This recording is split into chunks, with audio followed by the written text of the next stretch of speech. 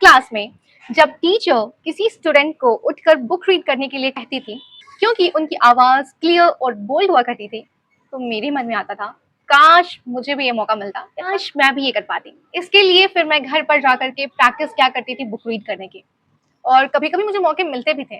But इस process में I realised कि there is something wrong with my speech, the way I speak. Like कुछ words ऐसे थे जिनको प्रोनाउंस करने में मेरे को प्रॉब्लम होती थी, एंड वो प्रॉब्लम मुझे टंग टाई की वजह से थी। वजह से मैं कुछ वर्ड्स अच्छे से बोल नहीं पाती थी और फंबल करती थी कभी कभी। और आज लोग मेरी वॉइस की, मेरी क्लैरिटी की तारीफ करते हैं। कोई बड़ा प्लान नहीं था, बस एक टीनेजर के मन में एक थॉट आया, क्या मेरी इशू कभी सॉल्व नहीं हो सकते? फिर इस टंग टाई की वजह से क्या मैं कभी क्लियर नहीं बोल सकते या फिर अच्छा नहीं बोल सकती? Then I decided to fix this issue.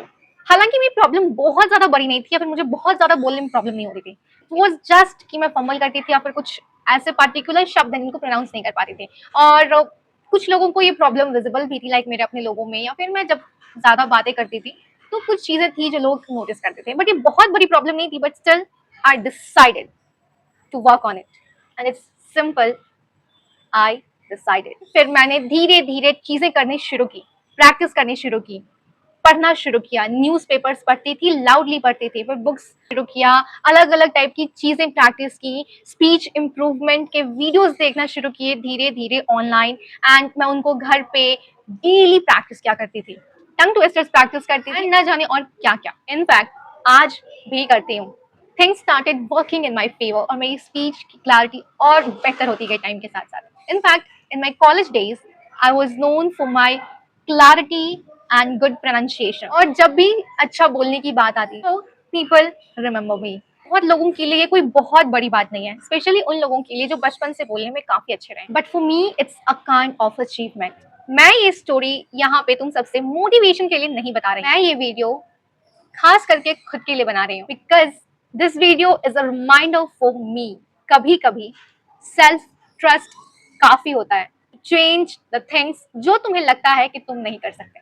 अगर उस वक्त मैं ये सोच के बैठ जाती कि मेरी आवाज कभी क्लियर नहीं हो सकती, मेरी स्पीच ऐसे ही अनक्लियर सी रहेगी, तो मैं चीजों को चेंज नहीं कर पाती। आज मैं क्लियर नहीं बोल पा रही होती और लोगों से अप्रिशिएट नहीं हो रही होती। आई नो अभी भी काम करना है। बहुत सारे ऐसे लोग हैं जो मुझसे भी कई गुना ज्यादा अच्छा बोलते हैं, और मेरी वॉइस, मेरी स्पीच और भी ज्यादा क्लियर हो सकती है। बट इट्स नॉट कॉम्पिटिशन और any kind of measurement, it's just कि तुम चाहो तो कुछ भी बदल सकते हो और कुछ भी हासिल कर सकते हो। मेरी खुद की ये स्टोरी मुझे ये याद दिलाती है कि जो चीज आज मेरे पास नहीं है, और जो चीजों को लेकर मेरे मन में ऐसे थॉट्स बन चुके हैं कि ये चीज मैं कभी नहीं कर सकती, कोशिश से और सेल्फ ट्रस्ट से मैं वो भी हासिल कर सकती हूँ। जैसे स्पीच सही की, वैसे अपनी लाइफ को भी सही कर सकते हैं। जो चीजें अभी नहीं हो पा रही, जिनके बारे में लगता है कि बहुत मुश्किल है, इट्स नॉट फॉर मी, खुद पे मैं भरोसा करके वापस से एफर्ट्स के साथ एक्शंस करना शुरू करूं, तो मैं वो चीजें पा सकती हूँ। बस इतनी सी बात है।